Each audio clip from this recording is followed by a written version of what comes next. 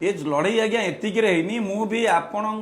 Channel माध्यम राज्य सरकार को कहीदे जो 2024 रे साधारण निर्वाचन हम 147 निर्वाचन मंडली न्याय लड़ई परिवार बुलिबो एवं सेठी प्रचार करिबो नर हत्याकारी सरकार हटाओ ओडिशा बंचाओ अभियान जारी रहिबो। ए लड़ई आरंभ होईची। ए लड़ई जेपर्यंत बिजु जनता दल सरकार ओडिशारू लिप्त न होईची एवं न्याय पीड़ित परिवार को न्याय न मिली ए लड़ई आमर आगु को तीव्र पूर्व प्रचार करथिले जो उपनिर्वाचन प्रचार करथिले तार किसी सफल मिलिला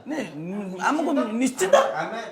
बरगढ़ जो पद्मपुर निर्वाचन मंडली की जाइतिलु। पद्मपुर जो तीनोटी ब्लॉक रहिला आमर पाइकमाल आउ झाड़बंद आउ आमर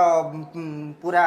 पद्मपुर निर्वाचन मंडली से तीनिटांग ब्लॉक रे आमे प्रचार प्रसार करितिलु। निहाती आमको 20,000 ऊर्ध्व जनता आमको समर्थन देइतिले जे नरहत्याकारी घर घर बुलतिलु नरहत्याकारी सरकार हटाओ ओडिशा बंचाओ जो अभियान थिला सेठी जो आपण कहउछन्ती लाभ मिललान तो सेठी गोटे निर्वाचन मंडली रे 147 मु देखिछि आज्ञा 147 सबु जांको जेते सचिव जेते प्रभारी जेते विधायक जेते मंत्री सेठी पड़थिले आ 24 निर्वाचन ने तो जेजा जेजा निर्वाचन मंडली जगिथिबे किए का निर्वाचन मंडली जीवनी सेते बेले न्याय पई लड़ई परिवार रो